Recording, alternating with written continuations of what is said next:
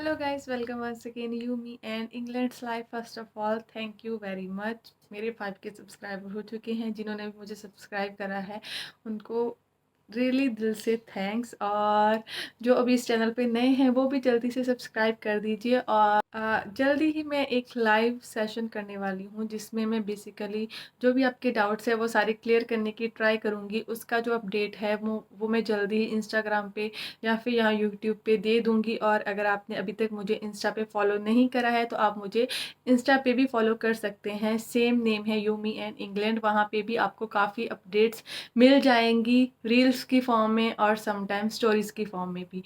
तो अभी बात करते हैं बेसिकली आज की इस वीडियो के बारे में। तो गाइस, आज की वीडियो डिपेंडेंट्स के लिए बहुत ही खास होने वाली है बिकॉज आज की वीडियो में मैं बताऊंगी कि मेरे हस्बैंड जो कि मेरे साथ डिपेंडेंट वीज़ा पे आए थे और वो फाइनली अपनी ड्रीम जॉब में लैंड कैसे हुए, उनको कैसे अपनी ही फील्ड की टेक्निकल फील्ड की जॉब मिली यहाँ पे। लाइक उनकी स्टार्टिंग जर्नी से लेके जॉब मिलने तक का क्या उनकी डिफ़िकल्टीज थी, क्या चैलेंजेस होते हैं बेसिकली अगर आपने अपनी फील्ड में जॉब लेनी है, और आप ओवरकम कैसे करते हो उन चैलेंजेस को। बिकॉज बेसिकली ये वीडियो किसी एक फील्ड के बारे में नहीं है।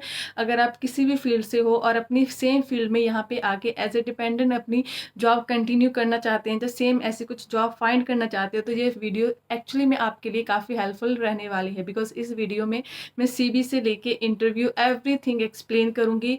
तो watch this video till the and so that can आपको आइडिया हो पाए कि यहाँ पे क्या सिनेरियो, क्या इन्वायरमेंट है, क्या चीज़ें आपको चेंज करनी पड़ती हैं फॉर योर ड्रीम जॉब। अगर आप मेरे चैनल पे नए हैं तो please subscribe my channel for more content about UK, specially UK life, UK student visa. और अगर आप यूके आ चुके हैं, काफ़ी वीडियोस आपके लिए हेल्पफुल रहने वाली हैं। और अगर आप आने का प्लान कर रहे हो तो तब तो काफ़ी वीडियो आपके लिए हेल्पफुल होगी ही।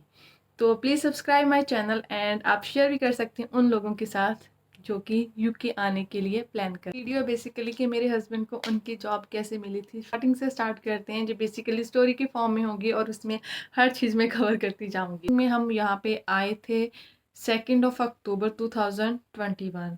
तो ऑलमोस्ट 1.5 साल हो चुका है और लास्ट अक्टूबर में ही मेरे हस्बैंड को जॉब मिली थी। तो approximately with in the year सब मतलब उनको अपनी फील्ड की जॉब मिल गई।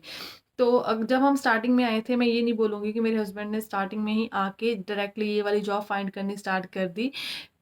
रियलिटी ये है कि जब आप यहाँ पे आते हो तो आपकी first priority no doubt money होती है। उसके काफ़ी रीज़न होते हैं, यहाँ के खर्चे, एवरीथिंग। बिकॉज आप जितना पैसा इंडिया से लेके आते हो वो तो आपके लाइक कुछ वीक्स में ही ख़त्म हो जाता है। तो ऑफ कोर्स आपकी फर्स्ट प्रायोरिटी होती है कि आपको कहीं से मनी आनी चाहिए for your survival as well. तो जो फर्स्ट था उनकी प्रायोरिटी यही थी कि उनको कहीं से भी काम ढूंढना है। तो जो उनका फर्स्ट काम था जो कि उन्हें मिला था लाइक 10-20 दिन के बीच में ही, बिकॉज फर्स्ट 10 डेज तो हमारे क्वारंटीन के ही थे। तो उसके बाद जो काम मिला था वो था एक फैक्ट्री में वर्क। तो उन्होंने स्टार्टिंग में फैक्ट्री में काम करना स्टार्ट करा था और लाइक आफ्टर 1-2 मंथ के बाद जब सब सेटल डाउन होना स्टार्ट हुआ, लाइक सैलरी वगैरह सब आनी स्टार्ट होगी, देन उसके बाद मतलब लोग आपसे मिलते हैं, वो आपसे पूछते हैं कि आपने प्रीवियसली क्या करा है। तो जब मेरे हस्बैंड ने बताया कि उनका 5 ईयर का एक्सपीरियंस है इंडिया का, यस मेरे हस्बैंड का जो इंडिया का एक्सपीरियंस है वो 5 ईयर का था। यहाँ आने से पहले वो इंडिया में कंस्ट्रक्शन फील्ड में ही थे, सिविल इंजीनियर थे, बेसिकली वो फील्ड इंजीनियर थे, ब्रिज इंजीनियर थे। तो उन्होंने ब्रिज वगैरह की कंस्ट्रक्शन करवाई हुई थी एज ए इंजीनियर। तो उनका वो 5 ईयर का एक्सपीरियंस था। और यहाँ पे जब लोगों से उन्होंने बात करी, अलग अलग लोगों से मिले, वो कंस्ट्रक्शन फील्ड के लोगों से भी मिले। यहाँ पे लोग काफ़ी कंस्ट्रक्शन का काम करते हैं और उसमें मनी भी काफ़ी मिलती है एज ए लेबर। तो जो लोगों ने उनको रिव्यू दिए वो यही दिए कि इतना इजी नहीं होता, यहाँ पे ऐसे जॉब इतनी इजीली मिलती नहीं है क्योंकि डिग्री नहीं होती, कम्युनिकेशन, काफ़ी ऐसे रीजंस होते हैं कि इतना इजीली जॉब मिल नहीं पाती। बट स्टिल कुछ लोगों ने बोला कि आप यहाँ पे लाइक अगर आप कंस्ट्रक्शन में स्पेशली अगर आप रोड या फिर ब्रिज का काम करने वाले हो ना, हाईवेज का, तो आपको उसके लिए CSS कार्ड चाहिए होता है। तो बेसिकली लोगों ने बोला कि आप CSS कार्ड बनवा लीजिए, आप फील्ड में जाके काम करिए स्टार्टिंग से।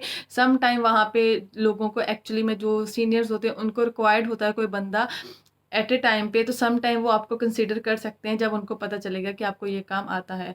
तो मेरे हस्बैंड ने CSS का एग्ज़ाम दिया। बेसिकली वो एक एग्ज़ाम होता है ऑनलाइन, जैसे ड्राइविंग लाइसेंस का एग्ज़ाम होता है। और उसके बाद जब वो एग्ज़ाम क्लियर कर लेती हो आप, उसके साथ में ही आपको हेल्थ एंड सेफ्टी का कोर्स का सर्टिफिकेट देना होता है, तभी आपको कार्ड मिलता है। तो मेरे हस्बैंड ने फर्स्ट एग्ज़ाम दिया, देन हेल्थ एंड सेफ्टी का कोर्स करा। उसका जब वो कोर्स क्लियर हुआ देन उसके बाद उनको CSS का कार्ड मिला।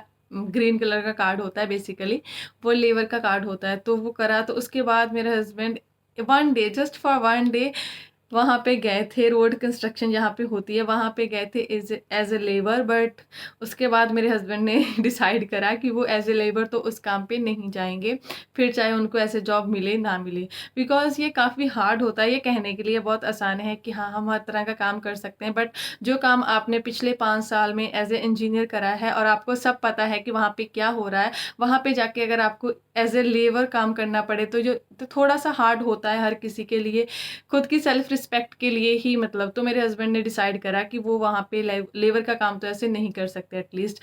देन फिर मेरे हस्बैंड ने लाइक अप्लाई उस टाइम पे बहुत करा, बहुत सी कंपनियों में अप्लाई करा, बट उस टाइम पे कोई रिवर्ट नहीं आ रहा था। लाइक अप्रॉक्सीमेटली 1-2 मंथ उन्होंने लगातार लाइक एक दिन में 100 50 कंपनियों में भी अप्लाई करा, बट कहीं से कोई रिवर्ट नहीं आ रहा था। तो उसके बाद मेरे हस्बैंड ने सोचा कि उनको ये जॉब नहीं मिल सकती। तो फिर इस टाइम के बीच में उन्होंने जो जॉब करी वो यही थी, वेयर हाउस ऑपरेटिव, या फिर कंपनीज में जो फैक्ट्रीज होती हैं उनमें ही जॉब करी थी बेसिकली। देन उसके बाद हमें यहाँ पे नौटिंगा में शिफ्ट होना था, देन हम यहाँ पे शिफ्ट हुए। एंड उस बीच में लाइक मेरे हस्बैंड कभी कभी कुछ जॉब्स में अप्लाई करते थे, फिर छोड़ देते थे, लाइक ऐसे चल रहा था। तो फिर हम यहाँ पे शिफ्ट हुए। देन उसके हमारे तब तक काफ़ी अच्छे फ्रेंड्स बन चुके थे यहाँ पे, लाइक वेल एजुकेटेड लोग जो कि वेल सेटल्ड है। और उनमें से मैं एक पर्सन का नाम लेना चाहूँगी। आपने कुछ और यूट्यूबर्स की वीडियो में भी उनको देखा होगा, पुनीत भैया। तो वो हमसे मिले, उनके थ्रू हम मिले। उन्होंने मतलब उनके साथ लाइक और जो भी हमारा सिनेरियो था मेरे हस्बैंड का था वो सब डिस्कशन हुई, तो उन्होंने मोटिवेट करा कि यस आपको जॉब मिल सकती है, थोड़ा स्ट्रगल है, थोड़ा देखना पड़ेगा, बट मिल सकती है, इम्पॉसिबल नहीं है। देन थोड़ा मोटिवेट होने के बाद देन अगेन लाइक मेरे हस्बैंड ने अप्लाई करना स्टार्ट करा। और उस टाइम पे फिर उन्होंने रीजंस फाइंड करने स्टार्ट करे कि एक्चुअली में रीज़न क्या है, मतलब कोई भी रिस्पांस ना आने का। और उसमें से जो फर्स्ट बड़ा रीज़न होता है वो होता है आपका सीवी। जो सीवी इंडिया में चलता है वैसा सीवी यूके में एक्सेप्ट नहीं होता। तो उन्होंने अपने सीवीज में काफ़ी मेजर चेंजेस करे, और उनमें से जो सबसे मेन चेंजेस थे वो क्या होता है कि यहाँ पे हर चीज़ टू द पॉइंट लिखनी होती है। आपका सीवी कोई लंबा चौड़ा ऐसे डेकोरेटेड नहीं चाहिए। आपको जो मेन जो जॉब की डिस्क्रिप्शन में मेंशन है चीज़ें, वही चीज़ आपको मेंशन करनी होती है, वही चीज़ के लिए ही आपका सीवी एक्सेप्ट होता है। तो उन मेजर चेंजेस में जो एक सबसे इंपॉर्टेंट चीज़ होती है वो होती है रेफरेंसेस। यहाँ पे यूके में रेफरेंसेस बहुत मैटर करती हैं। और रेफरेंसेस ऐसे नहीं कि आप किसी भी रेफरेंस दे दो अपनी फैमिली मेम्बर, ऐसा नहीं होता।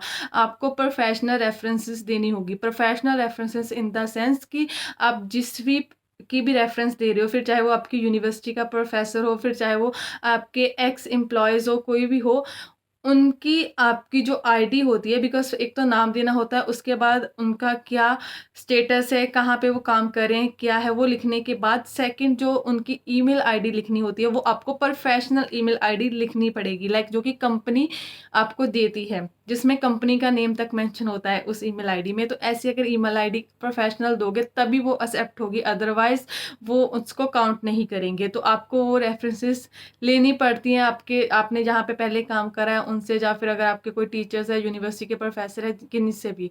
तो आपको मिनिमम 2 रेफरेंसेस तो देनी पड़ेगी। वो सब चेंजेस के बाद जो एक और इम्पॉर्टेंट चीज़ होती है वो होती है कवर लेटर। कवर लेटर में यहाँ पे यूके में क्या होता है कि आपको हर चीज़ नहीं लिखनी होती, इम्पॉर्टेंट चीज़ेज़ लिखनी होती है, और हर टाइम आपका कवर लेटर चेंज होगा as per job. Even though same field की भी डिफरेंट जॉब्स होती हैं, तो डिफरेंट जॉब के अकॉर्डिंग आपका कवर लेटर हर टाइम पे चेंज होगा। और जो आपकी स्किल्स हैं वो उस जो भी आप पोजीशन के लिए अप्लाई करने वाले हो उनको डिस्क्राइब करती होनी चाहिए। मतलब सेम चीज़ें आपने लिखनी होती है जो कि जॉब की डिस्क्रिप्शन में है कि वो स्किल्स आपके पास है, देन आपका सीवी और कवर लेटर सेलेक्ट होने के चांसेस ज़्यादा होते हैं। तो मेरे हस्बैंड ने वो सारे चेंजेस करे। उसके बाद उनको रिस्पॉन्स आना स्टार्ट हुआ। ये नहीं मैं बोलूँगी कि स्टार्टिंग में बहुत अच्छा रिस्पॉन्स था, बिकॉज़ उसका जो एक मेन रीज़न था वो था कि जो उनकी रीच थी, लाइक उन्होंने एक स्पेसिफिकली एरिया देखा हुआ था कि हम यहाँ पे रह रहे हैं और इसी एरिया में मुझे जॉब मिल जाए। और उसके बाद एक और जो सेकंड रीज़न था वो ये था कि वो सेम फील्ड में जॉब देख रहे थे। Same field in the sense कि सेम पोजीशन के लिए जो कि उन्होंने इंडिया में करा हुआ था। तो स्टार्टिंग में वो सेम पोजीशन की जॉब देख रहे थे और उसमें से उनको कोई रिस्पॉन्स आ रहे थे, कुछ रिस्पॉन्स, बट उनमें वो सिलेक्ट नहीं हो पा रहे थे। और उसके 2 मेजर रीज़न थे। फर्स्ट थी उनकी जो डिग्री थी वो इंडिया से थी और काफ़ी लोगों की जो फर्स्ट रिक्वायरमेंट थी वो ये थी कि उनकी जो एजुकेशन है वो यहाँ से होनी चाहिए, यूके से। और सेकंड उनका एक्सपीरियंस था, जो उनका एक्सपीरियंस था वो भी इंडिया का था। 5 year experience, companies name, everything देखने के बाद कंपनीज़ उनको कॉल करती थी, बट जब वो मेंशन करते थे कि उनका एक्सपीरियंस इंडिया से है तो देन वो बोलते थे कि वो डिस्कस करेंगे, देन आपको कॉल बैक करेंगे, बट उसके बाद कोई कॉल नहीं आती थी। तो जो उसके बाद उन्होंने मेनली चेंजेस करे वो ये थे। तो फर्स्ट उन्होंने अपनी डिग्री कन्वर्ट करवाई। यूके में आके आप अपनी डिग्री कन्वर्ट करवा सकते हो। तो कन्वर्ट करने के लिए ये मैं एक साइट बता रही हूँ। अगर आप इस साइट पे जाके अपनी डिग्री मतलब यहाँ पे अपलोड करोगे और इनकी फ़ीस पे करोगे तो वो आपको एक सर्टिफिकेट्स देते हैं बेसिकली, जिसमें लिखा होता है कि आपकी जो एजुकेशन है जिस भी कंट्री से है वो यूके के किस लेवल तक की है। लाइक यूके में एजुकेशन के लेवल्स होते हैं। जैसे अब मैंने मास्टर्स करी है वो लेवल 7 एजुकेशन है। तो ऐसे जो भी आपकी प्रीवियस एजुकेशन होगी उसका जो भी लेवल होगा एज़ पर यूके एजुकेशन, तो वो आपको उस सर्टिफिकेट में लिख के दे देंगे। देन वो आप अगर कंपनीज़ को देते हो तो काफ़ी कंपनीज़ उसे एक्सेप्ट कर लेती हैं। तो फर्स्ट थिंग तो उन्होंने ये करी। और सेकंड थिंग जो उन्होंने चेंज करी वो ये थी कि उन्होंने अपनी रिच चेंज करी, उन्होंने अपना एरिया चेंज करा। लाइक अगर आपके पहले कुछ माइनस पॉइंट्स है, लाइक उनका माइनस पॉइंट था यहाँ की डिग्री नहीं है, यहाँ का एक्सपीरियंस नहीं था, वो पहले उनका माइनस पॉइंट था। तो उन्होंने अपना रिच चेंज करा और उन्होंने हर तरह की फील्ड में अप्लाई करना स्टार्ट करा सिविल की। लाइक पहले वो जस्ट फील्ड इंजीनियर की जॉब देख रहे थे, बट जब उनको ये पता चला कि हाँ उनके पहले माइनस पॉइंट है तो ऐसे जॉब सेम फील्ड में मिलना बहुत मुश्किल है।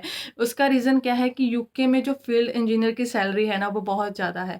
और यहाँ पे फील्ड इंजीनियर इतनी इजीली कोई बन नहीं पाता, बहुत सीनियर होने के बाद ही लोग फील्ड इंजीनियर बन पाते हैं। तो पहले वो जस्ट फील्ड इंजीनियर के लिए अप्लाई करे तो इसलिए भी उनको कोई अच्छा रिस्पॉन्स नहीं आ रहा था। देन उन्होंने हर तरह की जो भी होती है टेस्टिंग एवरीथिंग के लिए अप्लाई करना स्टार्ट करा। और देन टिल आई थिंक ये कुछ अगस्त की बात होगी, उस टाइम पे उनको काफ़ी रिस्पॉन्स आने स्टार्ट हुए। और जो जब उनको रिस्पॉन्स मिलने स्टार्ट हुए, जो जो उन्हें सबसे ज़्यादा रिस्पॉन्स मिले थे वो मिले थे टेस्टिंग में। तो टेस्टिंग मटेरियल टेस्टिंग में उन्हें अच्छे रिस्पॉन्स मिलने स्टार्ट हुए। देन उन्होंने लाइक उनकी जो राउंड्स हैं इंटरव्यूज़ के वो क्लियर करे। अगर मैं इंटरव्यू की बात करूँ, जो फर्स्ट इंटरव्यू थी वो थी टेलीफोनिक इंटरव्यू, जो कि डिस्कशन होती है। उसके बाद उन्होंने वहाँ पे बुलाया और वहाँ पे टेक्निकल राउंड लाइक एक एग्ज़ाम होता है, मुझे इतना ज़्यादा डीपली पता नहीं है क्या फ़ॉर्मूलाज़ वगैरह होते हैं, उन्होंने वो सॉल्व करने के लिए दिए। वो होने के बाद देन थर्ड उनका था face to face discussion with manager. तो उसमें मतलब जो मेन एक पॉइंट था वो था वीज़ा का। वीज़ा यहाँ पे बहुत ही इम्पोर्टेंट फैक्टर होता है जॉब्स में। लाइक मोस्टली कंपनी रिफ्यूज़ कर देती हैं अगर आपके पास लाइक लेस देन 5 ईयर, और सम बोलती हैं कि लेस देन 3 ईयर का वीज़ा है। तो उस टाइम पे सेम ही था। तो मेरे हस्बैंड ने एक कंपनी के साथ, बिकॉज़ 2 कंपनीज़ एक साथ, लाइक 2 कंपनीज़ की इंटरव्यू ऐसे थी कि एक की 1 दिन पहले थी, एक की 1 दिन बाद थी। और जो सेकंड वाली कंपनी थी उन्होंने पहले ही बोला था कि हम स्पॉन्सरशिप ऐसा कुछ नहीं देंगे, कॉल पे ही। बट जो फर्स्ट वाली थी उन्होंने ऐसी कोई बात नहीं करी थी। तो उस पे मेरे हस्बैंड ने लाइक बोला था कि हाँ, शायद मुझे स्पॉन्सरशिप चाहिए होगी, बट उन्होंने उस बात पे मना कर दिया कि नहीं, हम स्पॉन्सरशिप नहीं देते और हमको लॉन्ग टर्म वाला पर्सन ही चाहिए। देन जब मेरे हस्बैंड सेकंड कंपनी पे गए तो फिर उन्होंने ऐसा नहीं बोला सेम वाली बात। तो फिर क्योंकि मेरे पास एक ऑलरेडी एक था कि हाँ, शायद हम ले लेंगे स्किल वर्कर वीज़ा, तो मेरे हस्बैंड ने ये बोला कि मेरी वाइफ़ प्रोबेबली मतलब मोस्टली चांसेस है 90% कि उसको स्किल वर्कर वीज़ा मिल जाएगा। सो दैट्स व्हाई मेरे पास वीज़ा है टू नेक्स्ट 5 ईयर, तो मैं आपके साथ 5 ईयर के लिए काम कर सकता हूँ। देन इस बात पे उन्होंने उनको फाइनली सब इंटरव्यू वगैरह होने के बाद तो उनको ऑफर लेटर दिया। तो ये एक इम्पॉर्टेंट फैक्टर है आपका visa, specially in technical field. वो एक ऐसा बंदा चाहते हैं जिसकी के पास लॉन्ग टर्म का वीज़ा हो, बिकॉज़ उसका क्या रीज़न होता है, क्योंकि जो स्टार्टिंग के 6 मंथ है वो ट्रेनिंग पीरियड है, और उसके बाद अगर आप 1 ईयर के लिए किसके पास जाते हो तो उनका भी लाइक वो अगर आपको 6 मंथ जस्ट ट्रेनिंग देने पे निकाल रहे हैं और उसके बाद आप सिर्फ 1 ईयर के लिए काम करोगे तो उनके लिए भी इतना सफिशिएंट नहीं होगा कि एक पर्सन पे इतना इन्वेस्ट करना। तो इसलिए वो थोड़ा लॉन्ग टर्म वाला पर्सन ही चाहते हैं। अगर मैं यूके की जॉब मार्केट में स्पेशली टेक्निकल जॉब्स की बात करूँ, जो सबसे ज़्यादा मैटर करती हैं वो आपकी स्किल और नॉलेज मैटर करती है। यहाँ पे आपसे कोई आपकी डिग्रीज़ माँगता नहीं है। लाइक मेरे हस्बैंड से उन्होंने डिग्रीज़ पूछी ज़रूर थी, बट उन्होंने कभी एक बार भी डिग्री उनकी मंगवाई नहीं। उन्होंने चेक तक नहीं करी कि उनकी कौन-सी डिग्री है। जो मेरे हस्बैंड ने बोला उन्होंने उस पे ट्रस्ट करा। और सेकंड इसका मतलब ये नहीं है कि अगर आपके पास डिग्री नहीं है तो फिर भी आप अप्लाई करोगे, मीन्स आपके पास होने चाहिए, बट मैं जो नॉर्मल बात बता रही हूँ कि ऐसा होता है यहाँ पे।